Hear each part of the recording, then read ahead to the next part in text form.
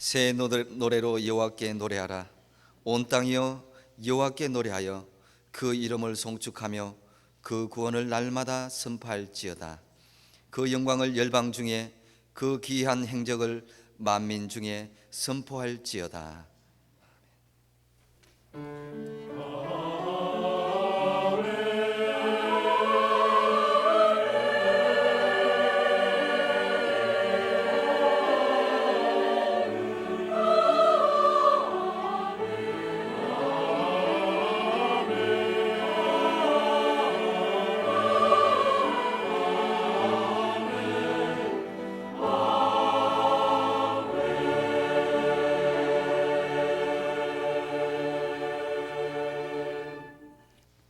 이 시간 하나님께서 우리에게 주시는 구약의 말씀은 이사야 28장 23절에서 29절 말씀입니다. 구약 997쪽입니다. 너희는 귀를 기울여 내 목소리를 들으라. 자세히 내 말을 들으라. 파종하려고 가는 자가 어찌 끊이지 않고 갈기만 하겠느냐. 그 땅을 개간하며 고르게만 하겠느냐. 지면을 이미 평평히 하였으면 소회양을 뿌리며 대회양을 뿌리며 소맥을 줄줄이 심으며 대맥을 정한 곳에 심으며 귀리를 그 가에 심지 않겠느냐.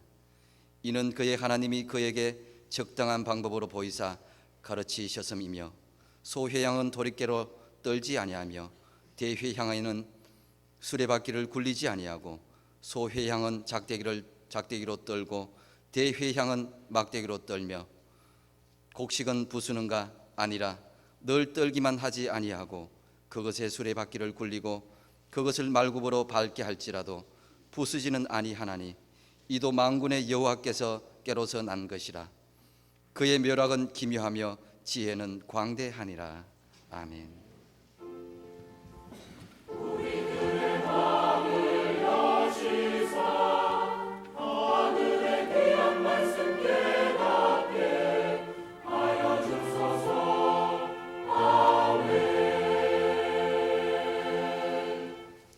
하나님께서 우리에게 주시는 신약의 말씀은 마태복음 13장 1절에서 9절 말씀입니다. 신약 20쪽입니다.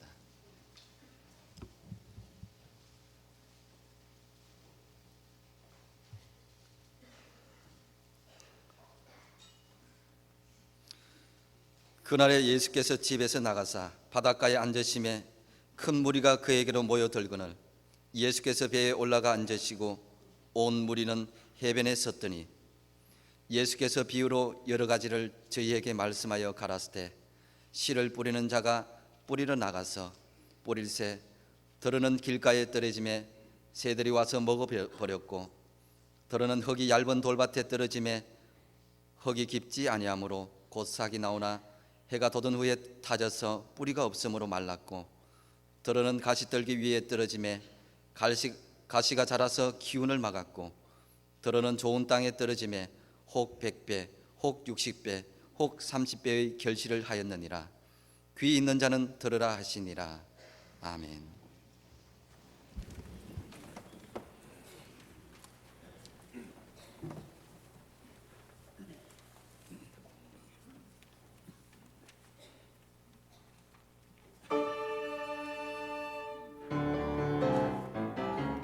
영광을 높이 계신 주께 영광을 높이 계신 주께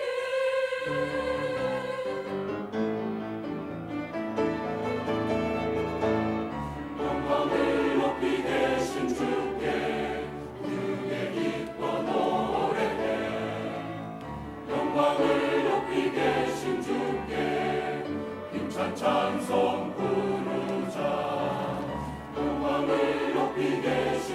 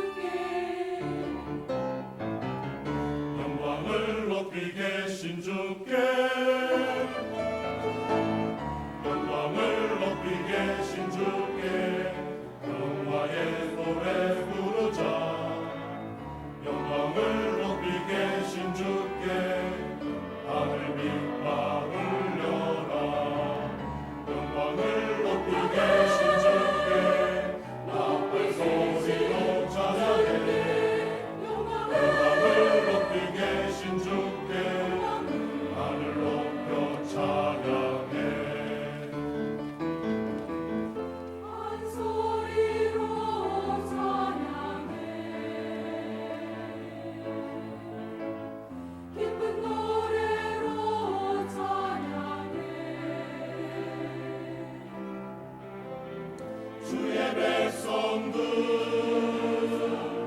한 소리로 주님을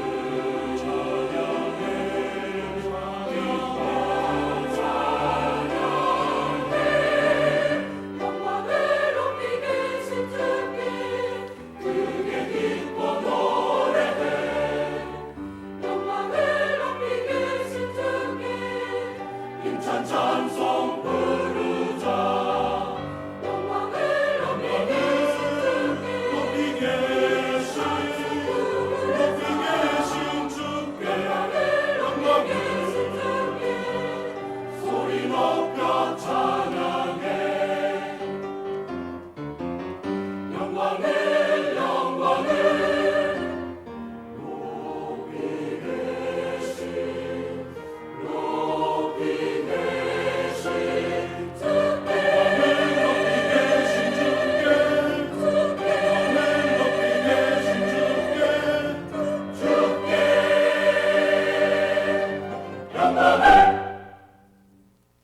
아멘.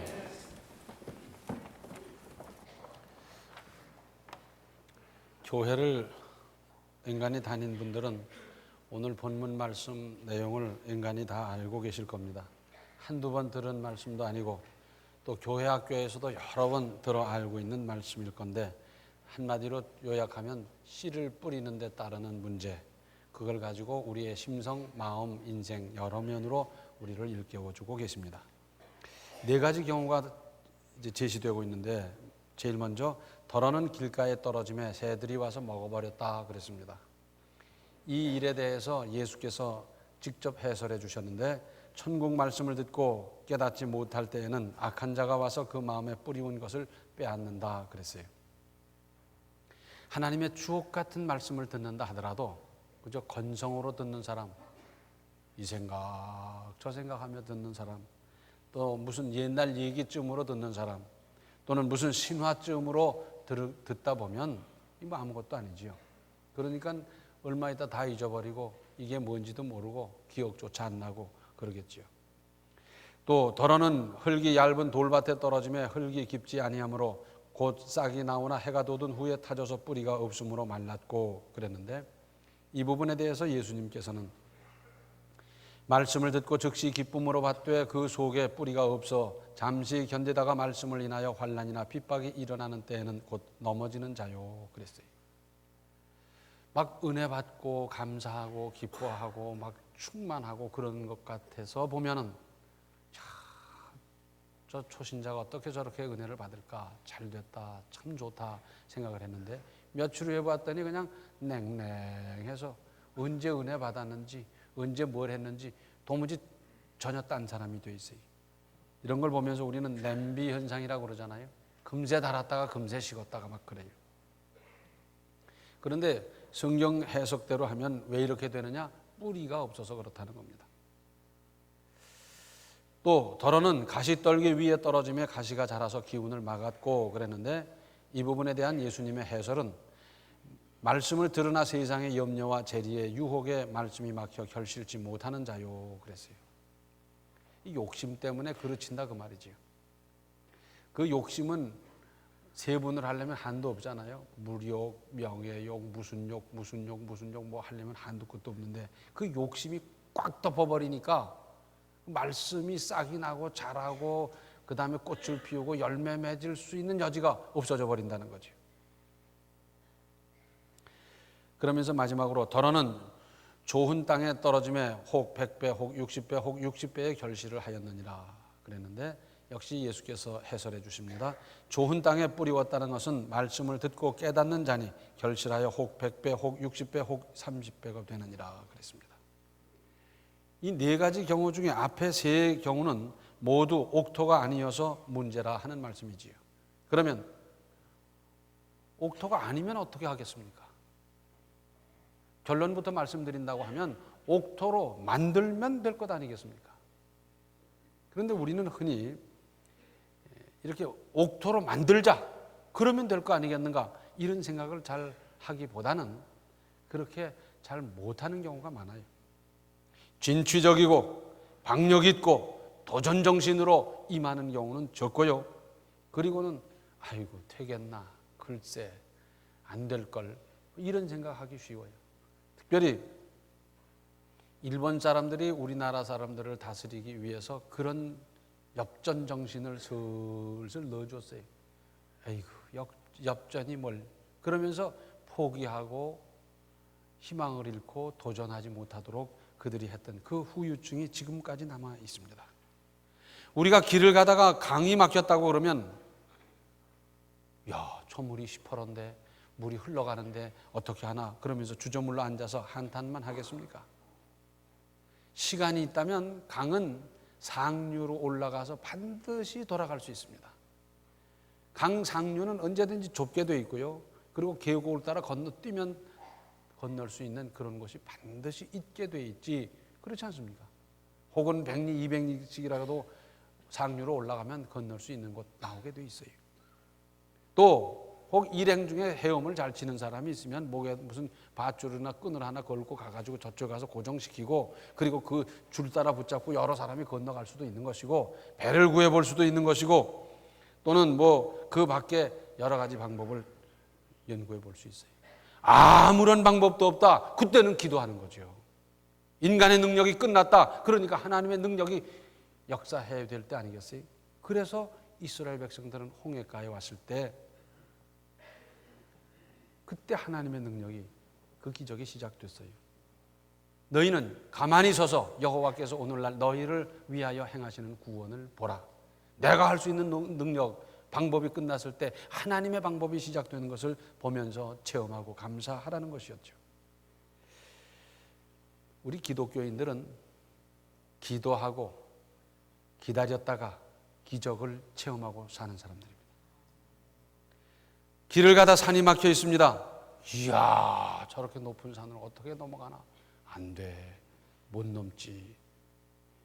태산이 높다 하되 하늘 아래 메이로다. 오르고 또 오르면 못 오르리 없건만은 사람이 제한이 오르고 매만 높다 하더라. 엄청나고 대단해도 그래도 가보지. 그저 괴나리 벗짐 하나 짊어지고 초라해 보일지 몰라도 발을 떼어 놓는 사람은 며칠 후, 몇 달 후에라도 그 산을 넘어갈 수 있지만은, 글쎄 될까, 힘들지 어쩌고 그러는 사람은 백날을 앉아서 뭉개도 될 수가 없어요. 넘어가는 방법을 한번 생각해 보면 왜 없겠습니까? 처음엔 막막해 보여도 여럿이 한번 생각해 보면, 자, 가다 보면 계곡이 있을 텐데 그럴 때는 어떡할 거냐? 맹수도 나올 수 있고 뱀도 있을 수 있다. 그리고 이건 뭐 하루 이틀 걸릴 일이 아니니까 며칠 걸릴 텐데 양식은 어떻게 할 거냐? 거기다가 노약자나 장애인이 있을 때는 우리가 계곡이나 건너뛸 때 어떻게 그들을 업어다 할까? 또 옮겨 놓을까? 어떻게 도와줄까? 생각하다 보면 내가 생각 못했던 전혀 새로운 아이디어 다른 사람에게서 나올 수도 있고, 그러면서 그 뜻과 아이디어를 모아보면 얼마든지 극복할 수 있는 것 아니겠어요? 다시 살펴보십시다. 더러는 길가에 떨어지며 새들이 와서 먹어버렸는데, 그것은 천국 말씀을 듣고 깨닫지 못할 때에는 악한 자가 와서 그 마음에 뿌리우는 것을 빼앗는다는 겁니다. 그러니까 하나님의 말씀을 받을 때 집중하고 제대로 깨달을 수 있는 하나님의 은혜를 받아야 합니다. 어떤 사람은 1시간 내내 끄적끄적 그러고 있어요. 그 되겠어요?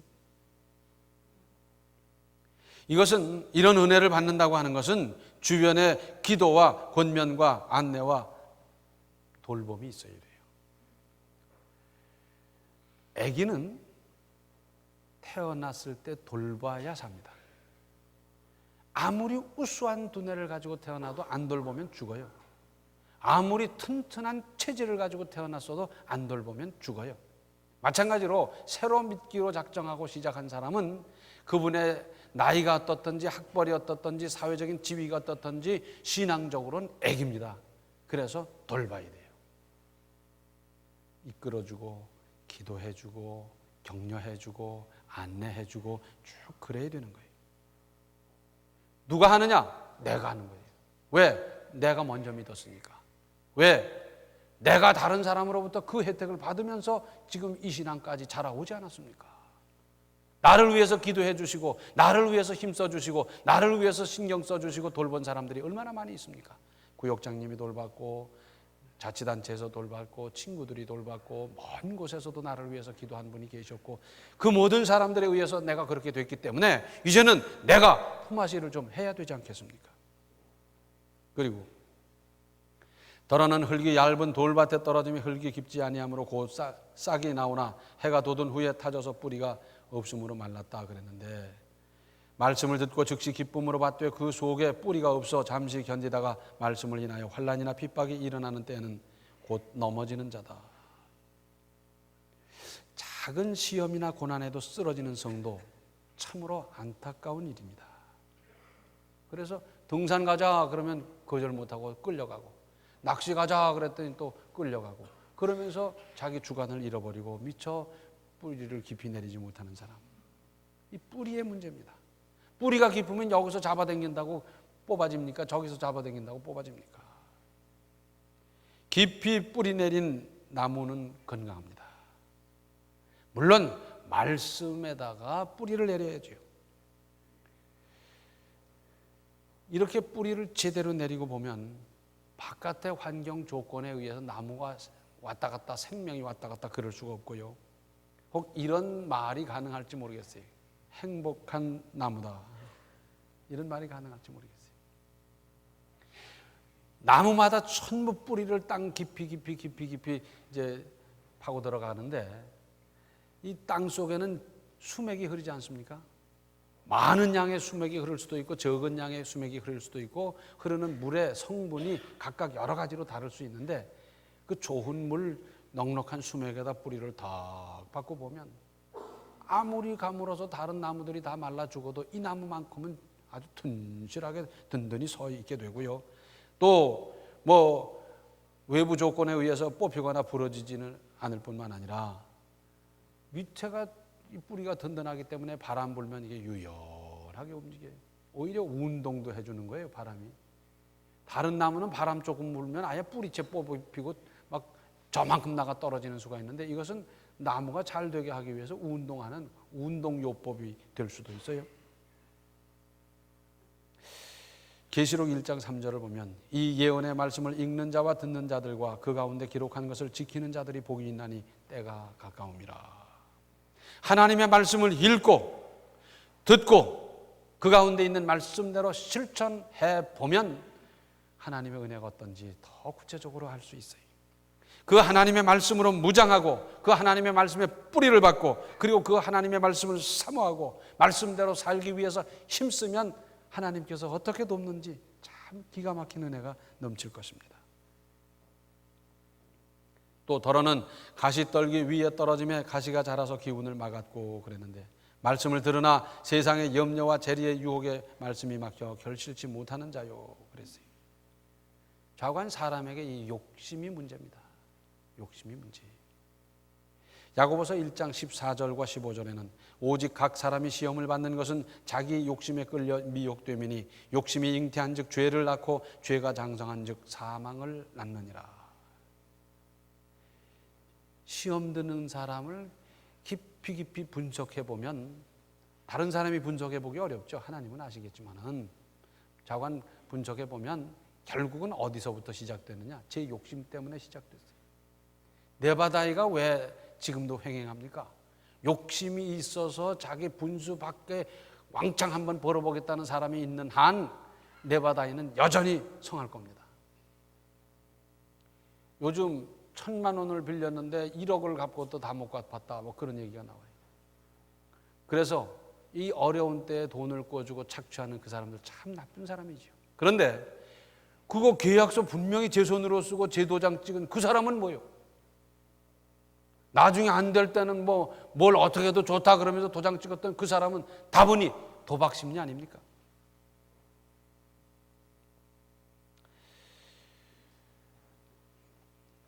욕심과 의욕은 다릅니다.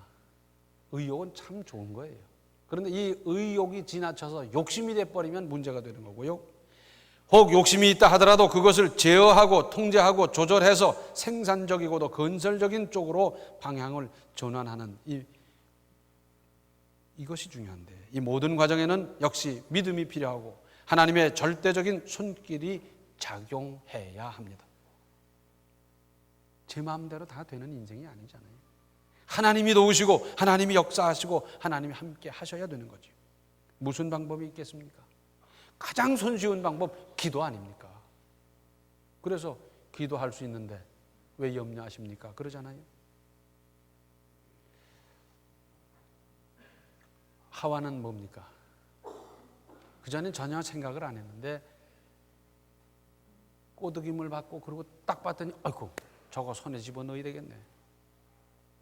저걸 손에 넣기 위해서 어떡할까? 그리고 궁리하고 뭐 꾀를 짜내고 막 그러다가 밤잠을 못 자는 거예요. 그 하와 아담의 후손인 우리 인간들은 그런 생각이 들기 시작하면 그때부터는 밤잠을 못 자고 설치는 거예요. 어떻게 하면 저걸 내 손에 넣을까? 그걸 손에 넣기 위해서 비정상적인 방법, 다른 사람을 해치는 방법이라 하더라도 어떻게든지 저걸 손에 넣어봐야 되겠다는 이 생각을 버리지 못하고 그 집념에 살다가 범죄하게 되고 그리고는 심판을 받지 않습니까?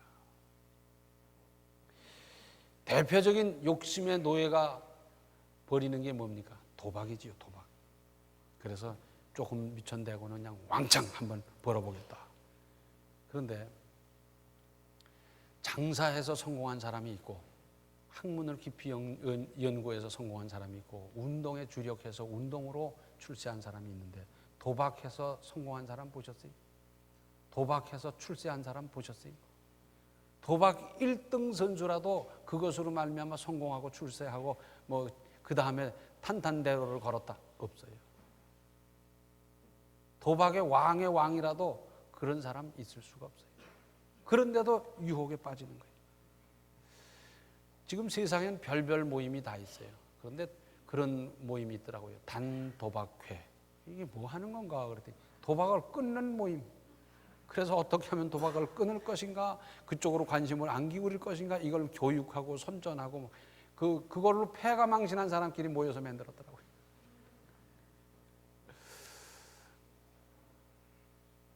그런데 우리 뭐 친구들끼리 모여서 점심 내기 뭐 하나 쳤다. 뭐가 잘못이에요? 뭐 그건 아무 상관없어요. 그런데 요게 가만히 있자. 2차를 하자. 그 다음에 간식 내기를 하자. 뭐 이러면서 발전하다 보면 이게 도박이 돼버리는 거예요. 성경은 뭐라 그랬습니까? 악은 모든 모양이라도 버리라 그랬어요.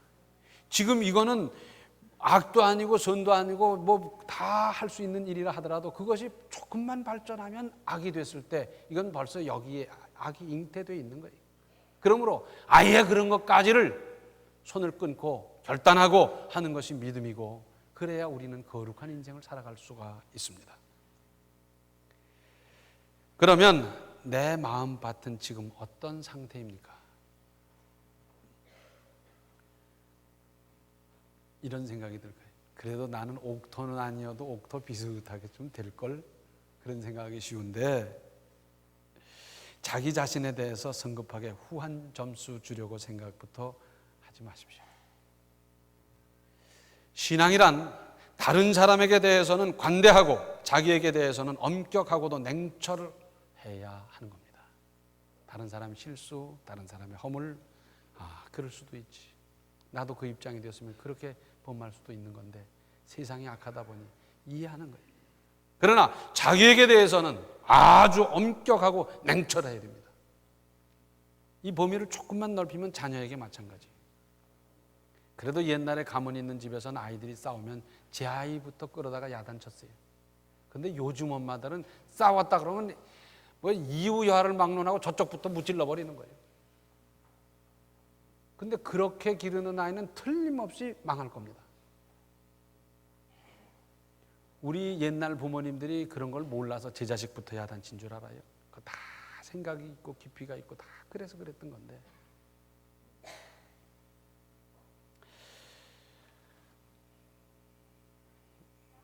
그러니까 문제는 뭡니까? 고치면 됩니다. 길 가면 어떻고 돌받치면 어떻고 가시떨기 위에 떨어진 형국이면 어떻습니까? 고치도록 하십시다. 길가 새들이 먹기 전에 손을 쓰고 마귀가 와서 제멋대로 좌우하지 못하도록 돕고 보살피고 함께하고 협력하고 내가 그 일을 감당해서 우리가 돌보면서 기도하면서 그러다가 그의 신앙이 다듬어지고 인격이 새로워지고 그의 삶이 자라나는 모습을 보는 것, 그것보다 보람 있는 일이 어디 있습니까? 처음 전도에서 데리고 나왔을 땐 뭐가 뭔지 몰라가지고 그냥 어쩔 줄을 몰라 하고 창피할 정도로 그랬는데 하나하나 다듬어져 가서 그 신앙이 거룩해져 가는 모습을 보는 것, 얼마나 보람 있는 일입니까? 내가 할 일입니다. 먼저 믿은 내가 하고 혜택을 받았던 내가 이제는 감당할 일입니다. 돌밭이라 그랬는데 돌을 캐내고 잡초를 제거하고 수분을 공급하고 비료를 이왕이면 퇴비를 주면서 고쳐 나가면 되지 않겠습니까? 가시떨기라 그랬는데 제거하면 됩니다. 혹 손을 찔리기라도 할 수 있고 뿌리가 깊어서 뽑는데 몹시 힘들 수도 있더라도 고치면 되지 않습니까? 우리는 흔히 문전옥답이라 그랬어요. 문 열고 척 나가면 바로 내 눈, 아주 기름진 내 눈이 쫙 펼쳐 있을 때 흐뭇했더랬죠. 문전옥답은 비쌌어요. 대개 그런 논은 집하고 같이 팔았지 집 따로 논 따로 파는 일이 없었어요. 그래야 세트가 되니까. 그런데 문전옥답은 옛날부터 문전옥답이요. 3000년 전에도 문전옥답입니까? 천만의 말씀이에요. 거기도 옛날에는 무슨 돌짝밭이요, 무슨 가시덩굴이요 다 있었는데 선조의 선조가 거기다가 그저 땅을 일구기 시작해서 돌도 드러내고 뿌리도 다 캐내고 비료를 주면서 깊이 가리를 하고 경지 정리를 하고 뭐 여러 가지 하면서 문전옥답이 됐어요. 하루아침에 된 게 아니에요. 마찬가지로 세상에 태어나면서부터 아주 성품도 좋고 자질도 좋고 무슨 머리도 좋고 모든 걸 다 갖춰 나온 사람은 세상에 단 한 사람도 없는데 우리가 신앙생활 해가면서 하나하나 다듬어가는 것이 이게 올바른 자세 아니겠어요? 어떤 분은 성품이 참 유하고 좋더라고요. 제가 물어봤어요. 성품이 좋아서 참 얼마나 좋으시냐고. 그랬더니 그러더라고요. 아닙니다. 제가요 참 못됐더랬습니다. 우리 마누라 속 되게 세겠습니다. 제가 까탈스럽기로 말하면 저만큼 까탈스러운 사람이 없었습니다. 그런데 신앙생활을 하면서 그걸 하나하나 다듬어 갔어요. 조절해 갔어요. 그걸 손질해 갔어요. 그러다 보니 이제는 누가 봐도 성품이 온유하고 겸손하고 아주 부드러운 사람이 됐어요. 고쳤다고 말입니다. 문전옥답이 처음부터 있었던 것이 아니듯이 우리의 성품도 우리의 자질도 우리의 믿음도 우리의 어떤 것도 돌짝밭 같다 하더라도 손질하면 되지 않겠습니까? 나는 당연히 옥토쯤 된다고 착각하지 마십시오. 내가 옥토쯤 된다고 자신 있게 나설 수 있는 사람이 어디 있어요? 내가 생각할 때는 아유, 나는 아직 이런 문제가 남아있어서 요거까지 고쳐야 되는데 그러면서 기도할 때 하나님께서는 그 중심을 보심으로 맞아, 너는 옥토나 다름없다. 하나님이 인정해 주셔야 되는 거지 내가 저한테 무슨 점수 안만 매겨봤자 그 점수가 무슨 의미가 있겠어요? 옥토가 뭡니까? 썩은 땅입니다. 퇴비나 풀로 썩고 발효하고 냄새나고 이런 땅이 무슨 색깔이 반짝반짝 한다든지 뭐 빨주노초 파남보가 있다든지 그렇습니까? 안 그렇습니다. 시커멓직직하고요. 냄새도 나고요. 뭐 모양이 예쁘다 그런 건 있을 수가 없어요. 그러나 거기에는 영양가가 있어요. 그래서 뭘 심든지 잘 자라고요. 꽃이 잘 피고 열매를 잘 맺고 수확이 튼실하고 그렇게 되지 않습니까? 사람의 마음도 지금 부글부글 끓고 있습니까? 속이 썩고 있습니까? 여러 가지 어려운 문제가 겹쳐서 그것 때문에 안타까워하고 어려움을 겪고 있습니까? 지금이 옥토입니다. 말씀의 씨를 뿌릴 절호의 기회입니다. 바야흐로 하나님의 은혜를 받을 때가 지금입니다. 하나님께서는 어떤 사람, 어떤 심정, 어떤 심령 상태를 가장 사랑하는가? 상한 심령이라 그랬어요. 하나님이여, 나는 저 뒤에 있는 세리와 같지 않음을 감사합니다. 나는 일주일에 2번을 금식을 했고요. 나는 11조를 드렸고요. 나는 이렇게 살았고요. 거룩하게 살았고요. 몇 년을 믿었고요. 자랑스럽게 하는 사람을 우리 주님께서는 의인이라고 부르지 않으셨어요. 상한 심령으로, 억울하고 기가 막힌 일, 얼굴을 들지 못하는 마음으로 하나님 앞에 와서 저 뒤에서 기도하는 그 세리를 의인이라고 인정해 주셨습니다. 우리 하나님께서는 슬프고 답답하고 억울하고 기가 막히고 뭐 어쩔 줄을 몰라서 애쓰는 그 심정, 상한 심정으로 주님 앞에 나올 때 하나님께서는 그 심령을 귀하게 보시고 그에게 문제 해결의 길을 주시고 그에게 용기를 주시고 그에게 세기를 주시고 얼마든지 주실 수 있어요. 큰 집 찾아가고 형님 찾아가기 전에 하나님께 나와서 하나님, 제가 이렇습니다. 정말 기가 막힐 때는 말도 안 나옵니다. 눈물밖에 안 나와요. 그러나 중심을 보시는 우리 하나님께서는 맞아, 내가 네 눈물을 안다. 내 가슴을 안다. 갈피갈피 그 사연을 내가 다 안다. 울기만 해도 들어주시고 여기 와서 엎드리기만 해도 들어주시는 그 하나님, 상한 심령을 결단코 헛되게 보내지 않습니다. 우리가 다 같이 상한 심령이 되어서 푹푹 썩은 옥토와 같이 되어서 하나님의 어떤 말씀이 나에게 떨어지든지 어떤 지시가 떨어지든지 우리가 역사하고 열매 맺고 성장하는 이 역사를 이루십시다.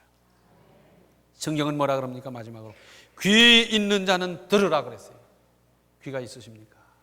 들을 수 있는 마음이 있으십니까? 믿음이 있으십니까? 귀 있으시면 듣되 잘 들으시고 역사하는 믿음, 열매 맺는 큰 믿음으로 자라가시기를 바랍니다. 기도하시겠습니다. 은혜로우신 아버지 하나님, 저희들은 돌짝밭 같고요, 저희들은 길가 같고요, 저희들은 그저 가시덩굴이 둘러싼데 간신히 싹을 틔우는 존재, 그런 존재밖에 뭐가 되겠습니까? 하오나 주님께서 갈아엎어 주시면, 하오나 저희들이 다듬어진다고 하면 얼마든지 옥토에 심겨진 채소, 열매 또는 식물이 될 수 있는 것을 확실히 믿습니다. 우리의 심령 상태를 이대로 두지 마시고 성령께서 강권하여 주셔서 참으로 상한 심령이 되어 주님 앞에 나올 수 있게 하여 주시고, 그러므로 주님 앞에 아뢰는 모든 것이 어떻게 응답되는지 체험하고 감사하고 간증하고 주님께 영광 돌리는 새 역사가 이제부터 시작되게 하여 주시옵소서. 예수님의 이름 받들어 간절히 기도하옵나이다. 아멘. 하나님의 말씀을 제대로 알아서 약으로 생명으로 삼으십시오. 지금은 생명의 주 예수 그리스도의 은혜와 하나님 우리 아버지의 극진하신 사랑과 성령의 감화, 감동, 충만, 교통하심이 상한 심령 옥토가 되어 하나님의 많은 것을 받으며 생산하며 건설하며 아름다운 인생 살기로 작정하는 모든 성도들 머리 위에 이제로부터 영원토록 함께 계시기를 간절히 축원하옵나이다. 아멘.